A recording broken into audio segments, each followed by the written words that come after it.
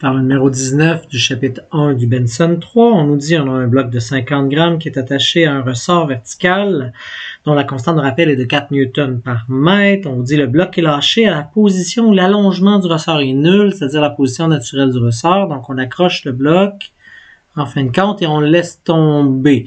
Donc nécessairement le bloc va tomber, il va arriver à un certain moment donné où est-ce que ça va s'arrêter. Il va se mettre à osciller comme ça sans arrêt. Donc ici, il va y avoir sa nouvelle position d'équilibre et il va se mettre à osciller par rapport à cette position d'équilibre-là.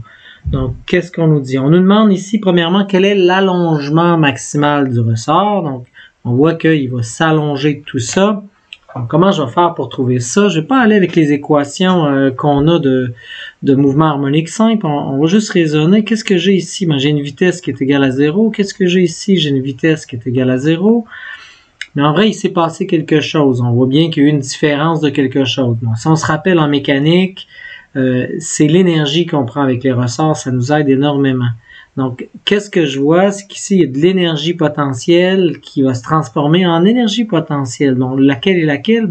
L'énergie potentielle du ressort va se transformer en énergie potentielle. La gravité, excusez, va se transformer en énergie potentielle du ressort. Bon, on pourrait faire ça comme ça. Donc, l'énergie avant va être égale à l'énergie après, dans le fond.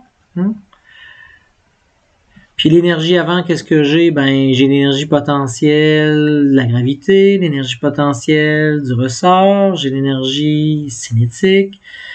Après, je pourrais aller avec l'énergie potentielle de la gravité, puis l'énergie potentielle du ressort, puis l'énergie cinétique. Donc, attention, là, je pourrais rajouter des initiales, finales. Et il est comme ça. Bon, je me rends vite compte qu'en bout de ligne, mais ça, j'en ai pas, c'est 0. Ça, j'en ai pas, c'est 0. J'avais des vitesses nulles. Et dans le fond, là, il faut que je définisse mes énergies. Donc, premièrement, le ressort, est-ce qu'il est allongé au début? Non. Donc, une demi cos 0, donc donner 0. Puis là, j'ai une hauteur. Donc là, ici, on va se définir une hauteur 0. Donc ici, ça va être la hauteur dite 0. Et là, je vois donc que j'ai une énergie potentielle en haut, qui est donnée par quoi? Ben, dans le fond, j'ai M, G, de toute cette hauteur-là, H, hein, qui va représenter, en fin de compte, l'allongement que j'ai eu. Donc, appelons ça H. Après, ben, je me rends compte qu'à la fin, ben, je suis rendu au sol, là, je suis au point le plus bas, donc c'est 0. Il me reste juste ça ici, qui est égal à une demi, K, puis là, X carré. Mais de combien il s'est allongé, mon ressort? Ben, il s'est allongé de H. Donc, pas moins H, là, il s'est allongé. N'oubliez pas que pour le ressort, quand il s'allonge, c'est positif. De toute façon, c'est au carré.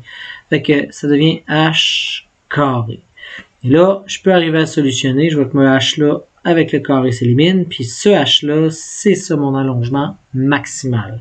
Donc, je vois bien que mon allongement, je vais appeler ça H encore, c'est 2mg divisé par ma constante de rappel. Donc, c'est 2 fois 0,05. Mon 9.8 et tout ça divisé en bout de ligne par mon K qui est 4. Donc, puis tenons ça, 2 fois 0.05 fois 9.8 divisé par 4, on arrive à 0,245 mètres, ou si vous aimez mieux, 24,5 cm. Donc là, j'ai mon allongement de 24,5 cm. Quelle question qu'on me demande? On me demande combien de temps faut-il au bloc pour atteindre ce point-là? Partir d'en haut, puis se rendre en bas. Combien de temps ça peut prendre? Là, dans le fond, combien de temps ça prend partir? Pourquoi je me casserais un peu la tête avec la X est égal à A sin oméga t plus phi?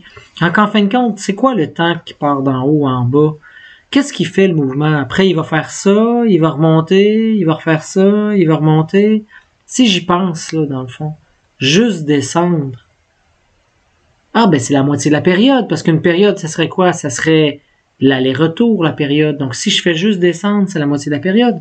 Donc, en fin de compte, ce que je veux, c'est trouver la moitié de ma période. Ah, c'est quoi ça, la période? Ah, la période dans un masse-ressort. Même si la gravité, ça ne change rien, là. La période dans le masse-ressort, c'est 2pi racine de m sur k.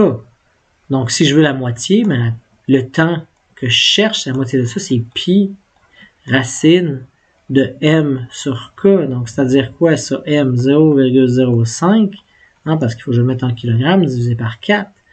Donc, ça va être ça, mon temps, fois pi, en fin de compte. Donc, si je pitonne, ça fait 0,05 divisé par 4. La racine carrée de ça, fois pi, et j'arrive à 0,35. Donc, 0,351 secondes. Donc, à peu près là, 35 centièmes de seconde. Bref, peu importe. Alors, on a ça, donc un tiers de seconde. Fait que ça nous donne une idée là, sur ce numéro.